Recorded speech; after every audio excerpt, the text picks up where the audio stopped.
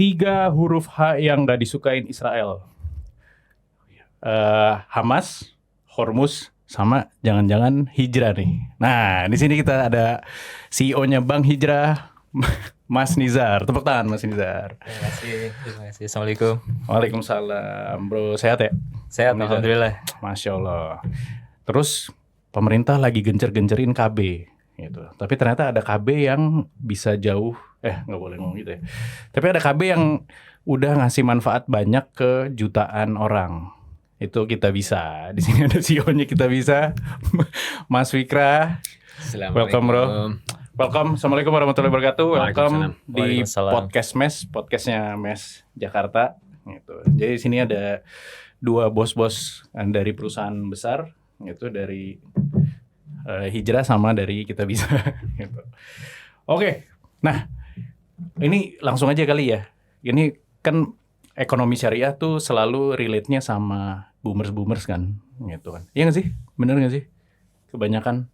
Ya, biasanya gitu. Iya kan, gitu. Nah, walaupun banyak boomers yang nggak trust juga ternyata ke ekonomi syariah gitu. Tapi kebanyakan programnya, cara komunikasinya itu lebih banyak ke boomers gitu. Nah, nanti mungkin kita topiknya akan lebih banyak gimana sih ekonomi syariah ini bisa masuk ke Gen Z kayak gua gini yang mungkin masih 20 plus 10-an plus 10 lagi gitu. Nah, tapi basic banget sih bro gitu. Lu kan kalau Mas Nizar di bank, Fikra ada di asuransinya kan ya bro ya? Filantropi sama takaful sekarang bro. Sama takafulnya ya. Nah, basic sih mungkin nggak semua orang tahu, karena kemarin gue sempat keliling ke daerah, banyak yang nggak tahu juga tentang ekonomi syariah gitu. Mereka mikirnya ya kalau bank, kalau asuransi gitu. Nah, bedanya apa bro? Maksudnya secara basic nih mungkin banyak yang dengerin nggak tahu basicnya. Kalau di bank dulu deh gitu. Bank syariah tuh sama konvensional tuh bedanya apa sih bro? Gitu. Siap. Ini menarik sih. Tapi gue yakin kayaknya pasti di beberapa, sekarang kayaknya mahasiswa udah banyak yang aware juga ya soal syariah. Karena sebagian besar juga pemakai aplikasi kita tuh banyak tuh yang emang milenial, Gen Z dan lain-lain gitu. Nah cuma kalau kita misalkan mau bedain tuh, jadi memang yang syariah, dari namanya Bank Syariah. Syariah ini sebetulnya nggak cuma mengenai masalah naming, tapi memang syariah ini adalah mengenai masalah prinsipnya. Jadi dalam tata kelolanya, dalam segala halnya itu memang harus sesuai dengan prinsip atau kaidah-kaidah yang memang sesuai syariah itu sih. Jadi kalau yang paling gampang ya, dan yang paling banyak disampaikan ini ke orang-orang gitu ya, disosialisasiin, biasanya kalau Bank Syariah ngebedainnya adalah ada beberapa koridor-koridor yang memang udah dibuat gitu ya, sehingga memang dalam aplikasinya ataupun dalam prosesnya itu sesuai syariah. Mungkin yang paling banyak orang dengar itu bank syariah itu memang jauh dari riba gitu. Padahal sebenarnya dalam prinsip syariah kan memang ada beberapa hal ya, kita harus hindari maisir, goror, riba dan lain-lain. Nah memang harapannya bank syariah, kita tahu lah pasti di Indonesia sendiri bank syariah tuh baru mulai kan tahun 90-an. Betul. Ya ini relatif lah, bisa dibilang lama, bisa dibilang enggak gitu ya.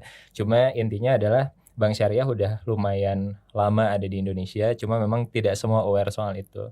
Tapi kalau kita mau gampangnya kayak gimana bedanya Bank Syariah sama konvensional, ini sama halnya kayak kalau kita mau makan ke resto lah gitu ya. Yang satu ada label halalnya, yang satu mungkin belum gitu. Nah Bank Syariah ini udah ada labelnya.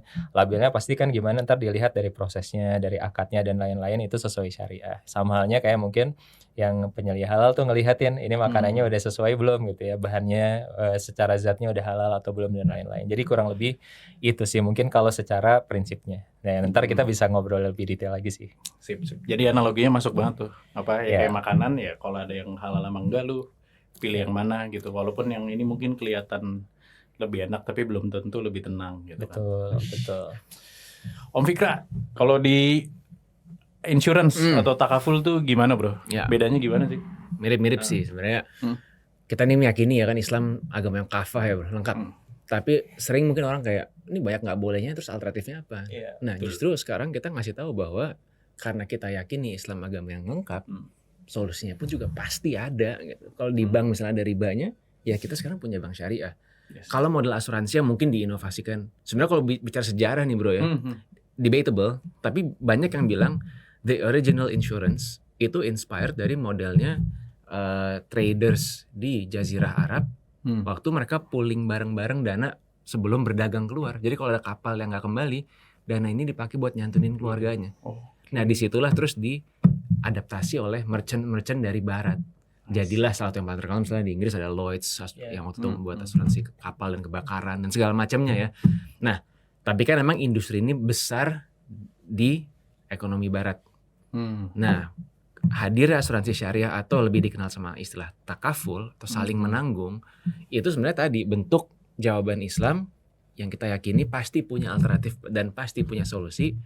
Kalau di asuransi yang konven nih, gue jual beli sama lu janji, bro, lu bayar gue premi, gue janjiin kalau lu sakit gue bayarin, ya kan? Atau kalau lu meninggal anak lu gue santuin, tapi yang dijual perjualbelikan adalah janji itu sendiri.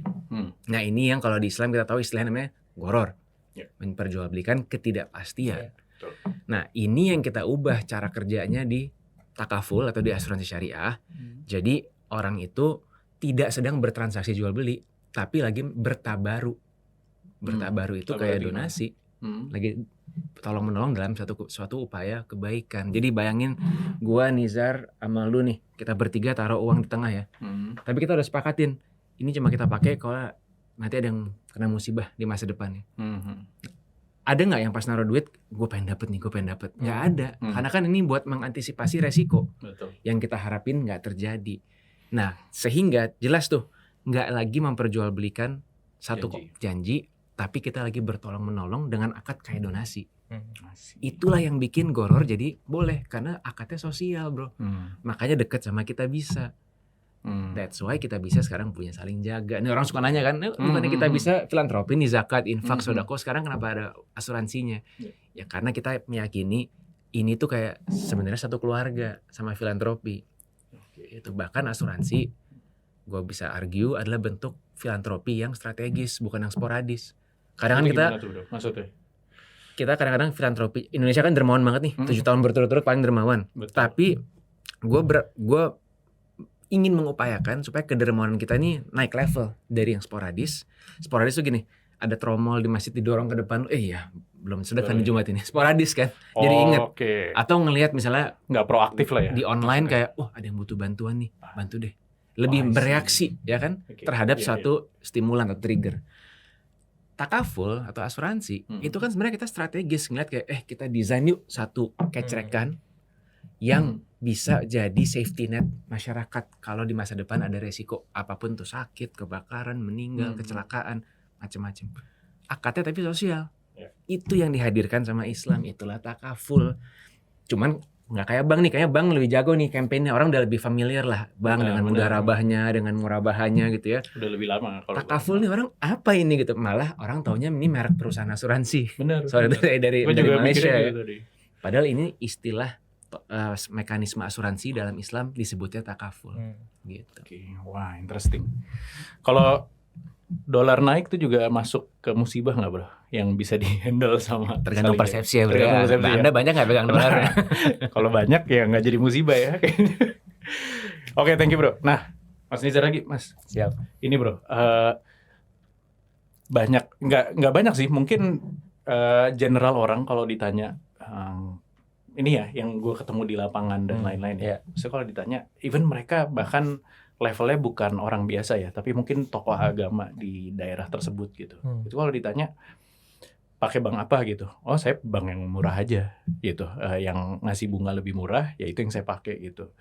Nah, kadang jadi kita ngelihatnya pricing itu selalu jadi faktor utama untuk orang convert atau menggunakan produk dari perusahaan tersebut gitu.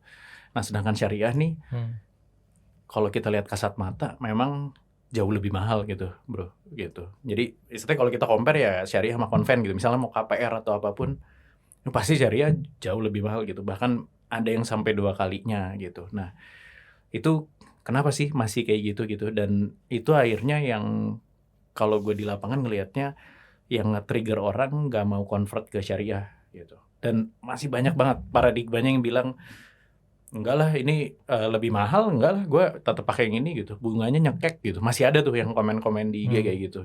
Nah itu gimana sih, mungkin ada penjelasan yang gampang banget yang bikin dede-dede Gen Z ini mau udah gue pakai bank hijrah deh gitu atau bank syariah gitu Mas. Gimana bro? Jadi kan kalau kita bicara soal pricing produk bank syariah dan lain-lain gitu ya, mungkin tadi sebelum ngobrolin ke arah teknisnya gitu ya. Ini juga kita market syariah itu menarik ya. Ada dua sih, ada yang market rasional, ada yang market emosional juga gitu ya. Nah mungkin kalau yang market emosional sih biasanya ini lebih manageable ya. Mungkin kita juga di lapangan buat komunikasinya dan lain-lain kayak lebih gampang. Karena apa?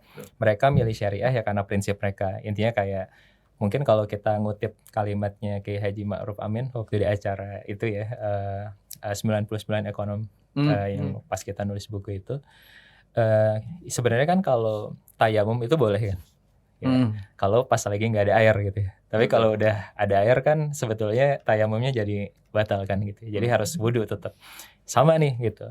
Kalau yang buat market emosional, mereka lihatnya ya udah ada bank syariah gitu ya. Meskipun mungkin layanannya lebih mahal dan lain-lain, mereka akan pilih bank syariah gitu. Karena memang mungkin mereka akan lebih milih kenyamanan gitu ya. Mereka berharap ada keberkahan dari setiap prosesnya. Nah, ini kita bahas yang rasional nih gitu.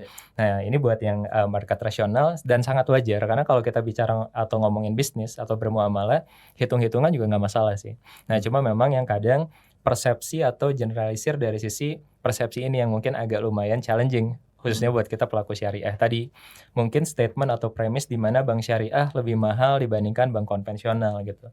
Padahal kalau misalkan kita mau coba hitung lagi, mungkin bisa jadi bahkan kalau disimulasiin bank syariah kalau kita hitung secara keseluruhan bisa jadi lebih murah juga gitu.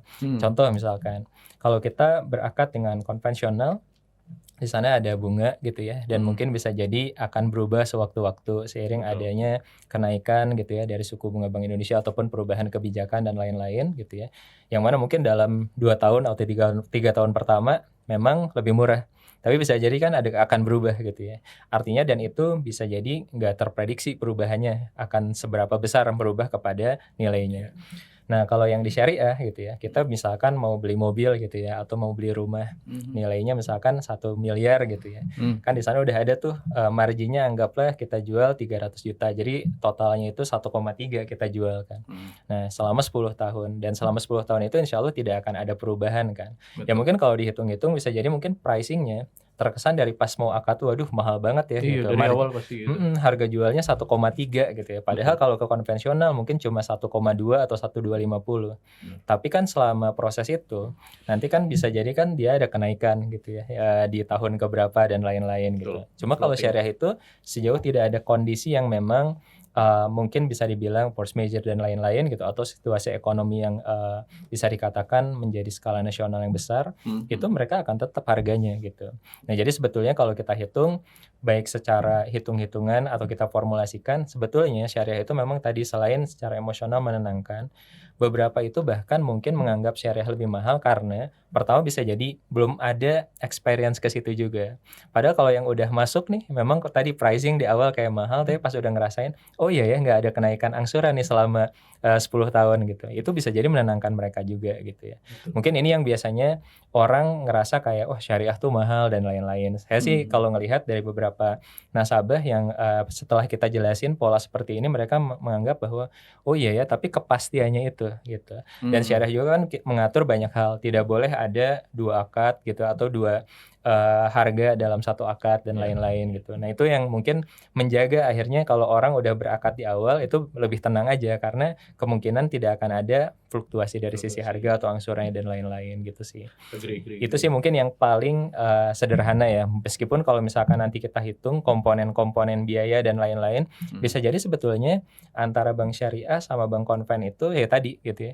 Bisa jadi lebih murah juga mungkin bank syariah gitu ya. Tadi misalkan ada kan bank syariah itu yang tidak mengenakan denda saat misalkan ada keterlambatan gitu ya.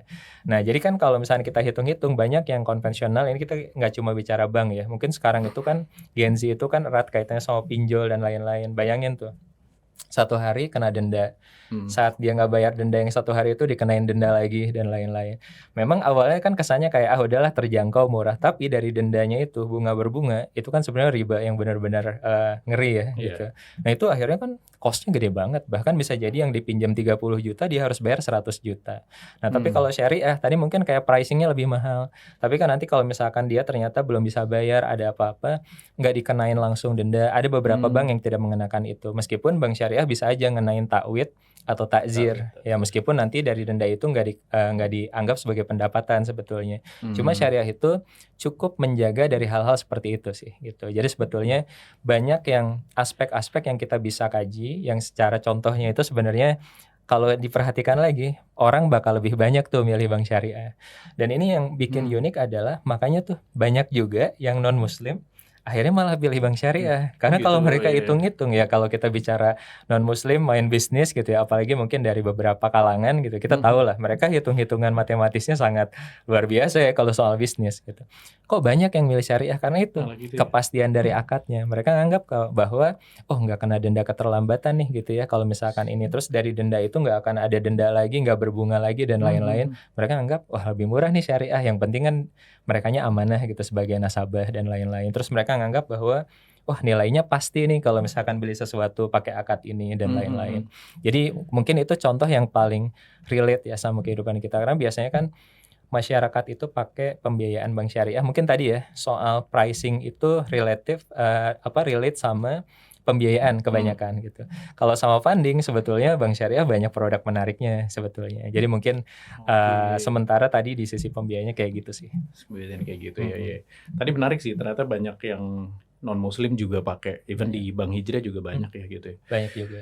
Kalau di Lufik ada paradigma nggak sih? Insurance kan apalagi sekarang ya Indonesia masih mungkin di bawah 20% kali ya orang yang pakai insurance, nggak sih? Bener nggak sih? Setahu gue ya. Iya, asuransi jiwa bahkan di bawah 5%. Di bawah 5% kan. Ya. Even maksudnya kesadaran insurance orang belum ada, tiba-tiba udah ada insurance syariah gitu. Apakah jadi pertimbangan orang, ini jadi ngehambat orang, ini jadi lebih mahal atau apa? Atau ada kejadian kayak tadi nggak sih yang kayak Nizar ceritain gitu bro? Sebenarnya premis awalnya sama kayak tadi analogi makanan atau restoran ya. Halal kan bisa dinikmati oleh semua orang. Nah cuman positioning dari keyword syariah sama halal menurut gue jomplang.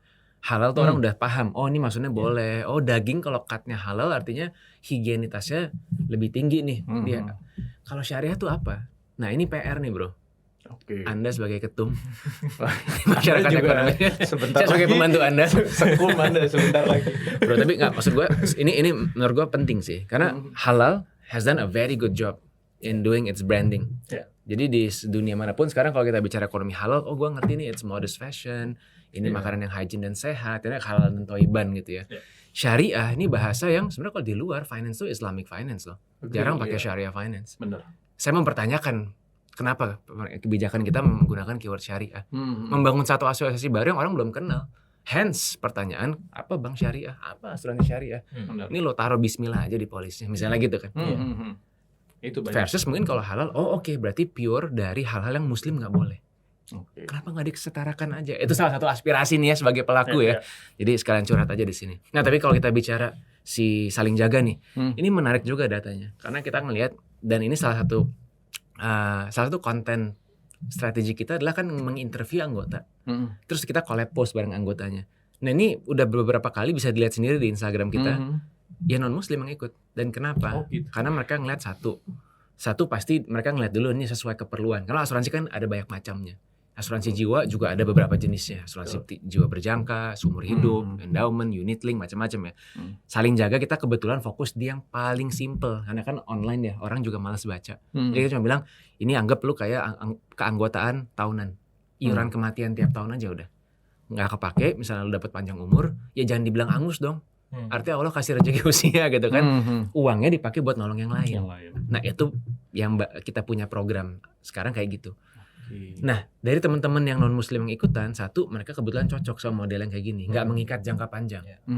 Entry point-nya cukup terjangkau. Yang ketiga, saling jaga juga memvisualisasikan nih bro, nanti teman-teman boleh cek ya di website atau di aplikasinya. Si dana ini nih yang kita kumpulin tengah, atau istilahnya dana tabaru ya, dana kecerekannya ini tiap bulan kita disclose dipakainya kemana, klaim bayarin siapa. Jadi orang ngeliat kayak transparan ya. Dan orang yang mau ngeklaim tuh ini ya, ngajuin ya. Ini saya lagi ada musibah. Standar pasti. Ya, tapi kita publikasi, ini loh kepake sekian juta bayarin ahli waris. Yang ini bayarin kecelakaan. Jadi orang bisa benar-benar lihat bahwa ini skema tolong-menolong tuh bukan omon-omon gitu. Emang real. Ada sistemnya dan dipertanggungjawabkan. Itu kan bahasa Indonesia ini omon-omon. Bahasa Indonesia omon-omon. Nah, gitu bro. Jadi balik lagi kadang-kadang kita memang harus mengetahui behavior masyarakat. Kayak tadi kalau ngeliat bank mungkin orang biasanya ngeliat rate di depan. Tapi kalau orang udah kenal dan tahu prinsip, tahu values-nya, ternyata bank syariah memberikan kepastian.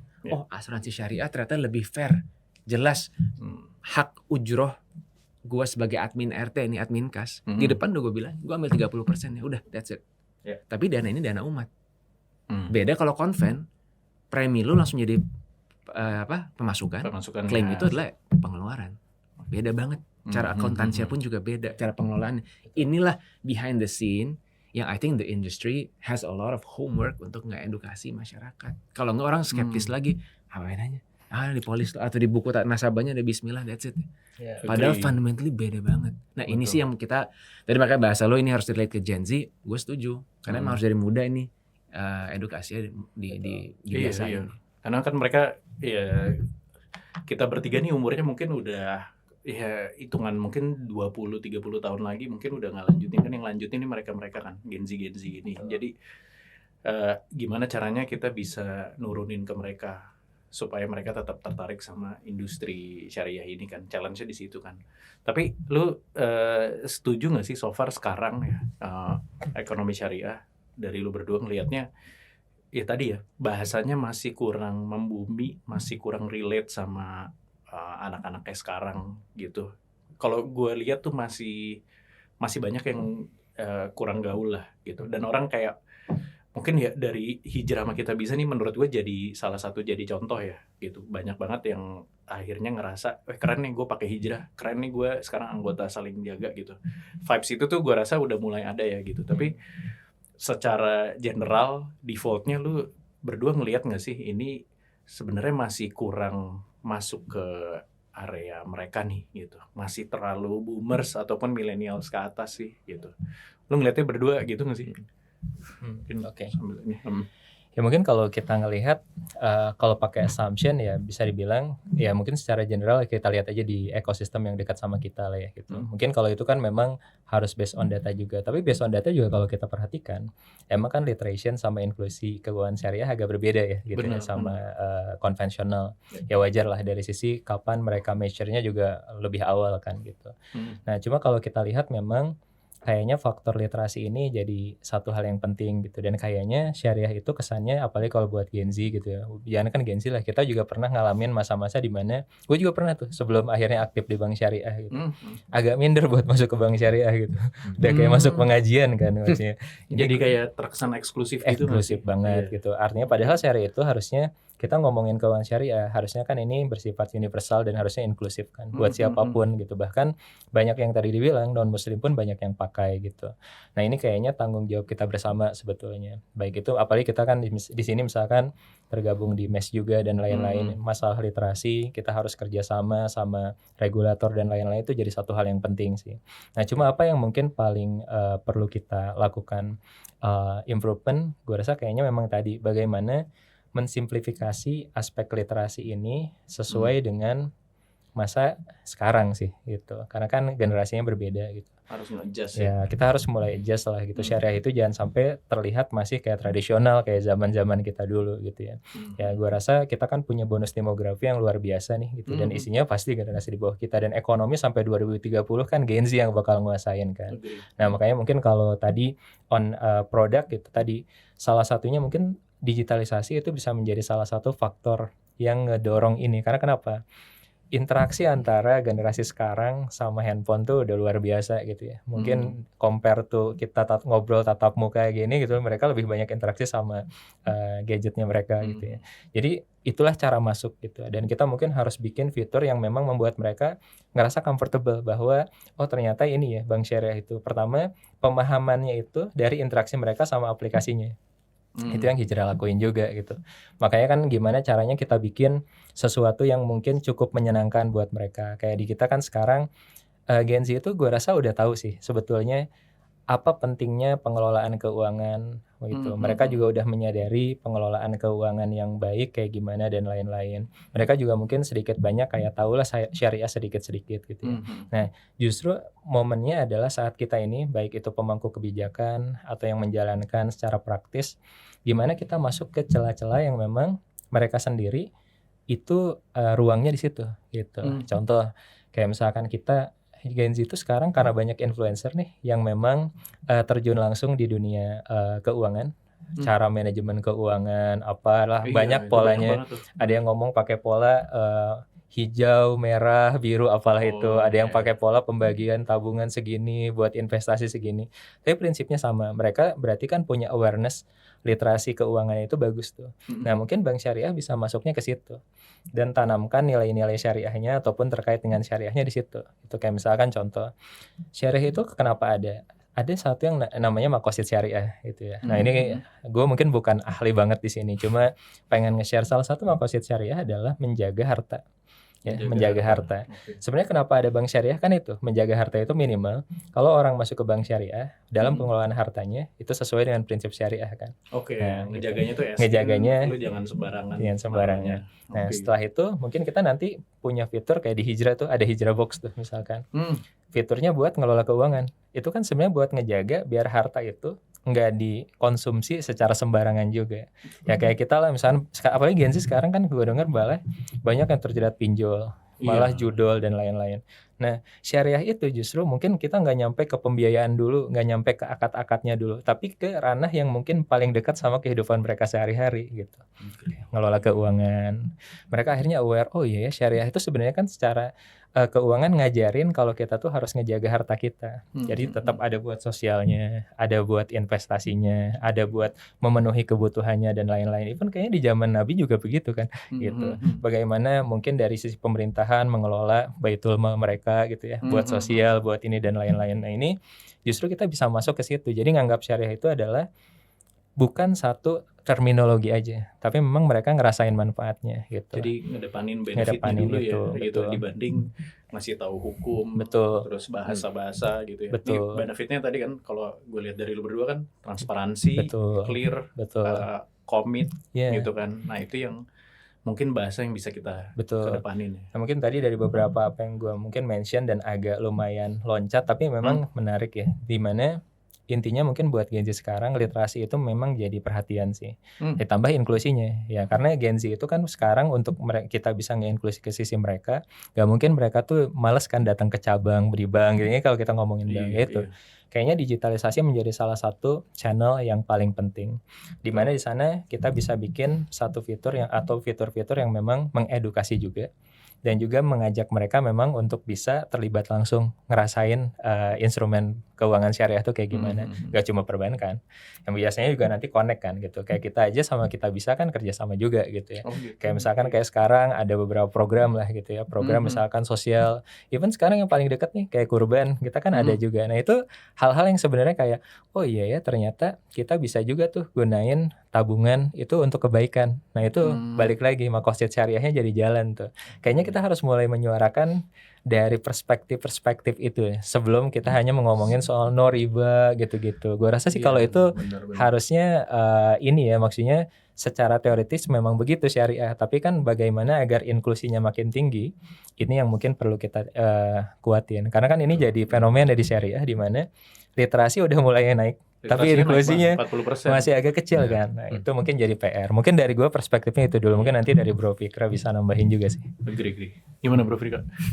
Ya gue setuju. Di satu sisi industri nih, kayak kita pelaku-pelaku ini mesti naikin, memantaskan diri supaya nggak ada konotasi atau pandangan syariah tuh sekelas 2 gitu kan. Iya. Minimal satpamnya harus lebih ramah tuh di bank. Tapi udah branchless banking ya.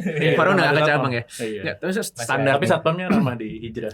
So far ramah. Ramah banget. Didoain lah. Berarti maksudnya gue di satu sisi PR industrinya mesti step up.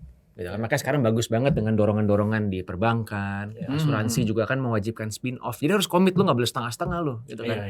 Itu bagus banget menurut gue. Jadi industrinya juga bisa upgrade, bisa bahkan lebih bagus gitu ya. Karena kita percaya ya prinsip-prinsipnya kan bersih dari elemen yang sebetulnya tidak baik gitu. Nah, tapi di sisi lain menurut gue ada PR juga. Government leverage tuh penting banget. Jadi kayak gini deh, misalnya tadi analogi restoran halal atau kalau kita ke supermarket yang masih menjual daging haram gitu, ada cornernya sendiri kan. Betul. Ya gak sih? Iya. Ya misalnya jual B gitu kan.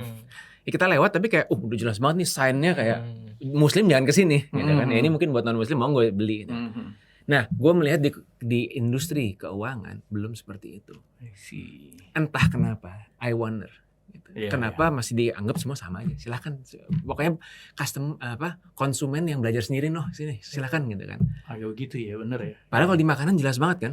Ini misalnya jual alkohol, ya udah, sign-nya jelas banget gitu kan. Lu nggak mau, ya kalau lu Muslim yang taat, lu tidak masuk gitu kan ke sana. Nah, sama dengan keuangan, in my opinion akan baik sekali untuk sektor Islamic finance ini atau syariah kalau bisa diberlakukan seperti itu juga. Itu di level implementasi keseharian.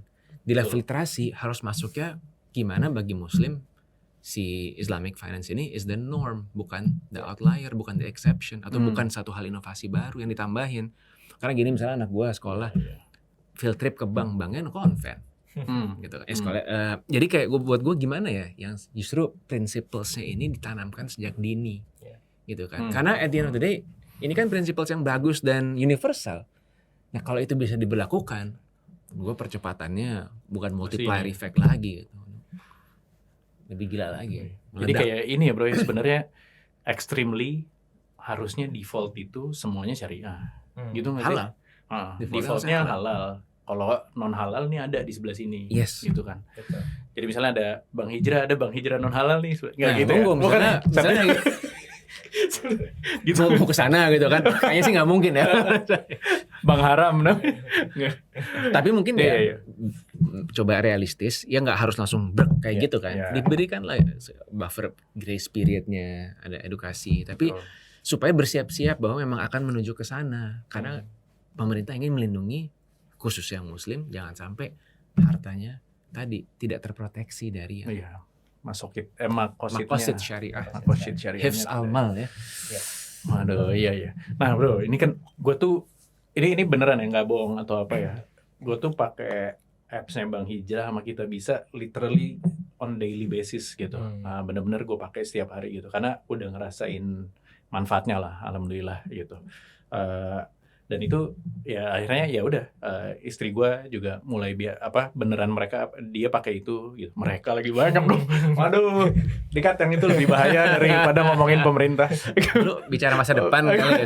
Enggak, lu dulu. Istri-istri ya. Aduh, gitu maksudnya alhamdulillah udah bisa terimplementasi lah, maksudnya di kita transaksi juga akhirnya mostly gunain Bank Hijrah terutama gitu. Nah, gimana ya cara buat akselerasi cepat gitu menurut lo dengan cara sederhana untuk bisa ngeyakinin orang-orang untuk pakai bank atau pakai inilah financial syariah ini gitu. Karena ini to be honest ya, waktu MES, mungkin nggak semua MES ya, MES Jakarta kita pernah kumpul. Oke, semua di sini sadar ya kalau kita harus pakai bank syariah. Iyalah, kita udah masuk MES gitu. Harus pakai ekonomi syariah. Iya. Di sini ada yang pakai bank syariah nggak gitu? Yang katakan tuh cuman mungkin dari 100 gitu ya, mungkin cuman 10 gitu.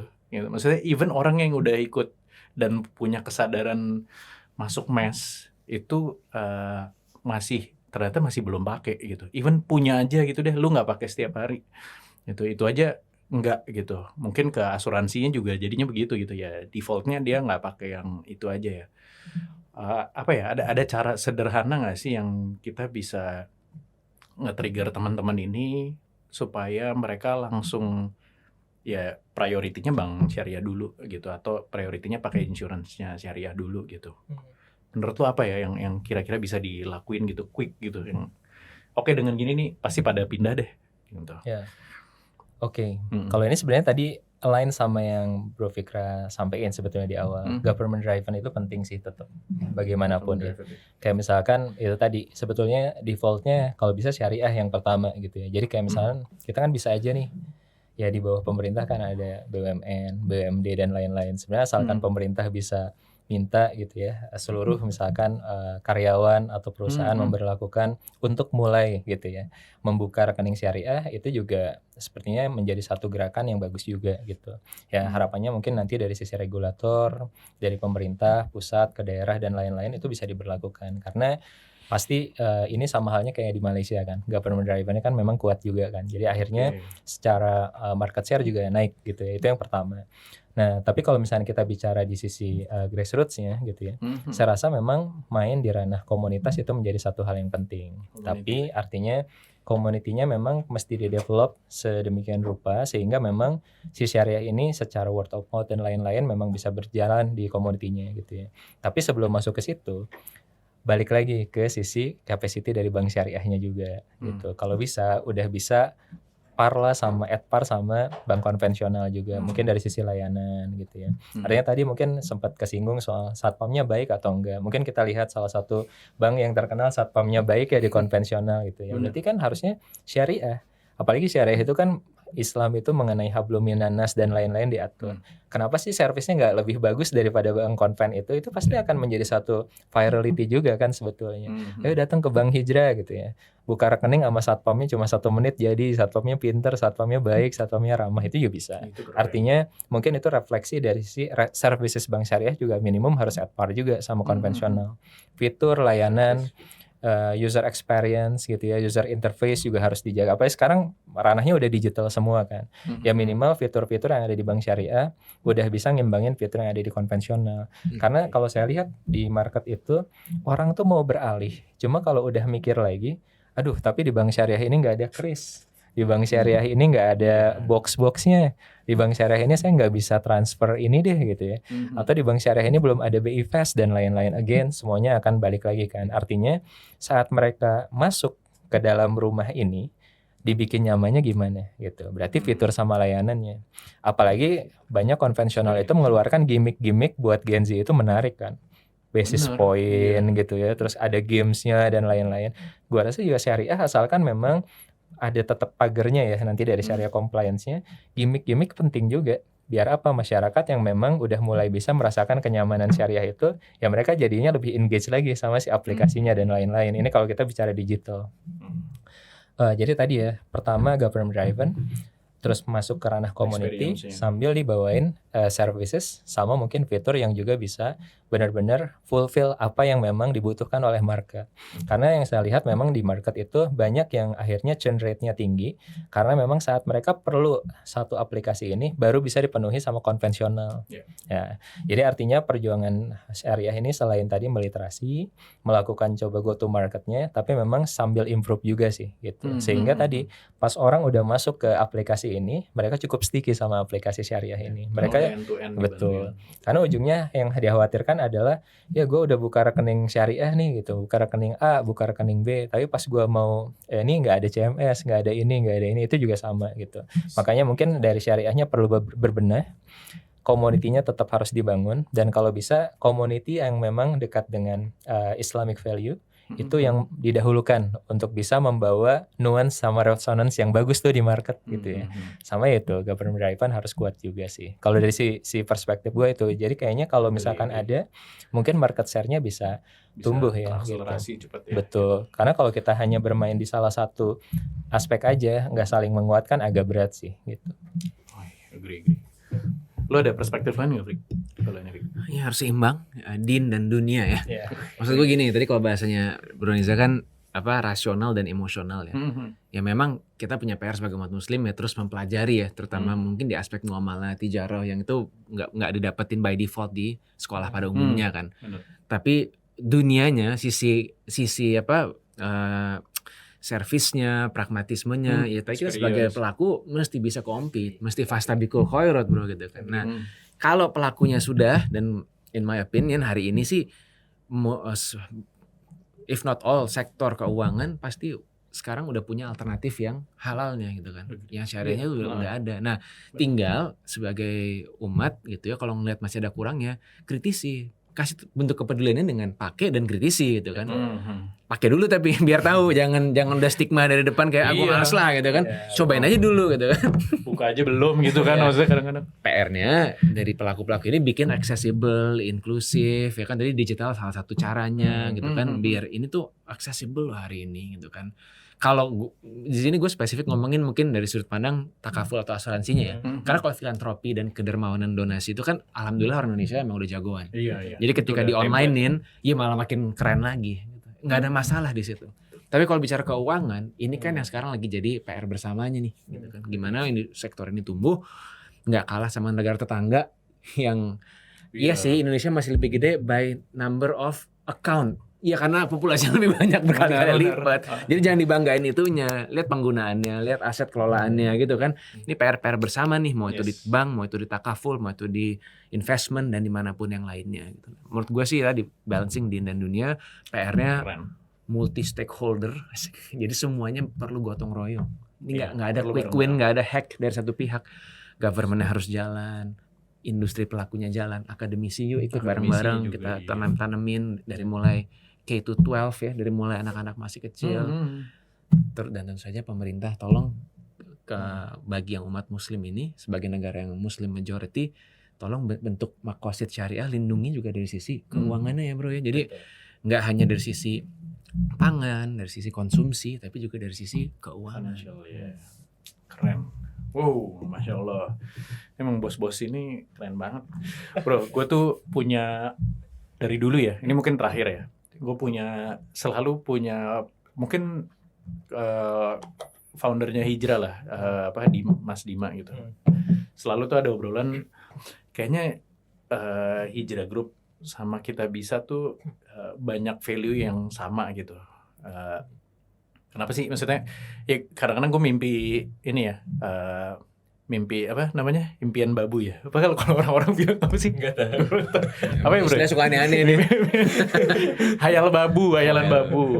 Hayalan babunya tuh maksudnya gue selalu mikir kayak kenapa nggak Hijrah sama Kita Bisa tuh di blend aja sih, bisa bareng gitu. Kayaknya impactnya mungkin insya Allah bisa gede banget gitu karena value kalian tuh banyak banget yang sama gitu. Nah, ya mungkin itu proses yang akan lebih panjang ya. Tapi sekarang tuh ada nggak sih hal-hal yang lo berdua lagi kolaborasiin yang bisa sekalian gitu? Karena kalau gue tuh kayak ngerasanya ini kalau jadi satu platform enak banget nih gitu.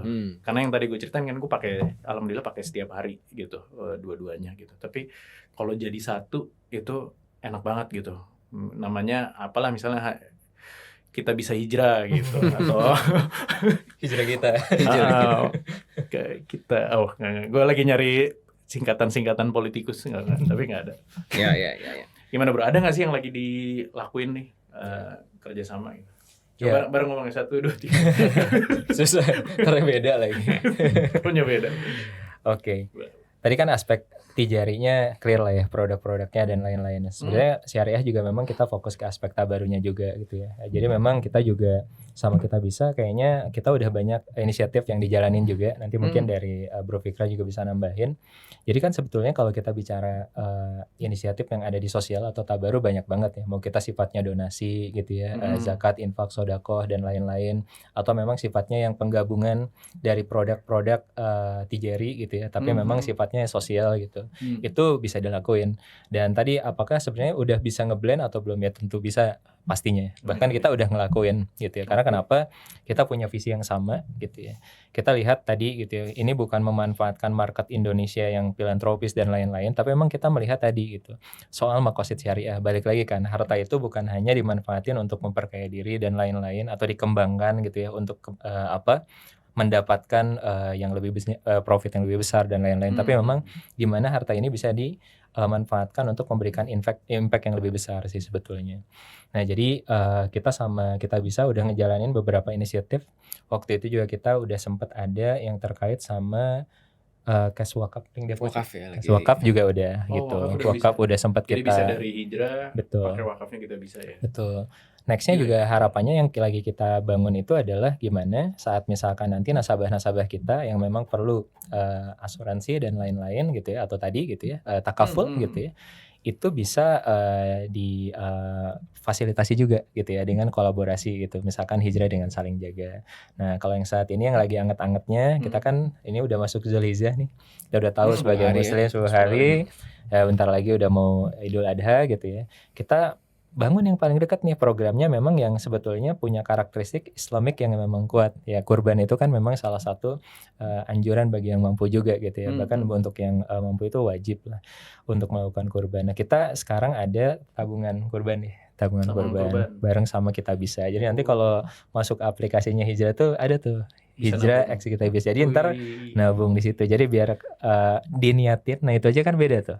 Kita dengan adanya si tabungan ini ada box khusus itu udah ngajak orang buat meniatkan kurban. Mungkin awalnya nggak kepikiran tapi karena ada produk ini gue niat deh jadinya buka gitu. Abis itu ngisi, abis itu dan semua diatur dengan prosesnya dengan baik dan insya Allah sesuai syariah gitu sih. Values kita tuh ini deh, rizki jadi lebih berkah. Ya. Oh iya. Rizki Hartanya- itu resiko apa rizki? Rezeki. Oh rezeki, bukan resiko. Harta lu disalurkan jadi amal jariah. Ya, Supaya iya, ujung-ujungnya yang udah pasti itu kan kita akan berpulang ya. Pasti. Insya Allah pulangnya dengan husnul khotimah. Bro. Jadi itu aja rezeki berkah, amal jariah, husnul khotimah. belakangnya. Insya Allah masuk Surga, hidup Jannah. berkah, ya jannah. Masya Allah. Ke surga tadi. Itu, oke, thank you bro. Mungkin pertanyaan terakhir agak out of topic dikit. Singkat aja. Menurut lu percaya nggak sih? Ini kan lagi rame ya. Bahkan level-level government tingkat atas tuh udah ngomongin UFO. Lu ngeliatnya gimana bro? UFO. Ada. Lu percaya itu nggak? Soalnya bisa jadi bahaya nih kalau misalnya alien datang. Lah selama ini kita belajar agama nggak ada aliennya gitu. Nah Lu ini liatnya gimana bro? UFO? pancingan ya pertanyaan kayak gini. Berat juga. Ya pastinya kalau gue sih ngelihat prinsipnya ya. Ini agak serius juga. Yang serius. Jadi percaya nggak percaya, ya kalau gue sih selalu mempercayai apa yang memang udah ada lah dari sisi, apalagi kalau kita yang muslim ya. Pokoknya kalau ada di Quran, ada di hadis gitu ya, terus ada penjabaran dari beberapa ulama, ya mungkin kita lebih percaya itu sih ya. Ya so far sih saat ini karena memang belum ada yang menceritakan secara langsung ya mengenai UFO itu. Jadi kayaknya saat ini gue masih belum percaya sih. Ya. Gimana Bik? Lu ada ini? yang pasti ada dimensi goib ya. Kita meyakini ya. Betul. Dan yang kedua Al-Quran tidak membantah adanya UFO. Tapi jadi saya iya. gua nggak menyimpulkan apa-apa. Tapi di Quran tidak memverifikasi, tidak juga dibantah adanya Oh tidak memverifikasi makhluk ya? di luar bumi ya. Jadi Oke. mungkin ini untuk kita membaca tanda-tandanya, bro. Wih. Masya Allah. Semoga pas podcast ini keluar udah clear ya UFO-nya apa enggak. Ya, betul. Nanti kita kasih tahu alien-alien itu buat pakai ekonomi syariah karena lebih bagus ternyata dibanding di galaksi-galaksi lain gitu. Tuh, barangkali ada metode buat Ini gua- ngakselerasi keuangan syariah ya dari alien-alien itu kalau ada. Iya, di galaksi ini belum ada nih ekonomi syariahnya. Termasuk hablu minal alam kayaknya ya. Oh, Nggak cuma nas ya. Betul. Saya tahu kan di Mars marketnya lebih gede ya. Iya kan nggak ada yang tahu ternyata valid nih dulu di Mars pakai syariah berhasil gitu. Kabarnya mata uang Mars lagi kuat lawan dolar nih. Ya. Nggak kayak mata uang satu negara. Ada lawakan ini bro. Nanti bulan Agustus itu dolar tuh 17.845 biar nasionalis. Oke, kita sepertinya sudah ngablu. Oke. Thank you banget. Bismillah ini jadi salah satu ya kita nggak bisa bilang awalan juga ya. Cuman mungkin langkah kita bertahun-tahun ini hijrah udah kalau dari alaminya udah hampir 10 tahun ya. Udah hampir 10 tahun. Kita bisa juga udah 10 tahun sih bro. Alhamdulillah. Iya kan? Udah 12 tahun. Nah, kita maksudnya di umur-umur yang sama lah di perusahaan gue juga di kasir juga 10 tahun gitu. Mudah-mudahan ini ya 10 tahun kita ini bisa jadi awalan buat ya nanti tanggung jawab kita turunin ke bawah-bawah itu dengan ya mudah-mudahan ekonomi syariah jadi lebih kuat karena kevalidasi dan proven gitu. Insyaallah. Thank you Om Fikra, Om Barakallah. Terima Om kasih. Nizar, terima kasih. Semoga kita bisa saling jaga hijrah dan kenapa namanya masyarakat ekonomi syariah? Kalau tadi Fikra bilang harusnya halal atau islamik. Gitu. Tapi kalau halal jadi meh, kalau islamik ya mei gitu. Jadi tetap lebih keren mes mungkin sementara masih pakai mes dulu bro. Siap. Oke, thank you semuanya.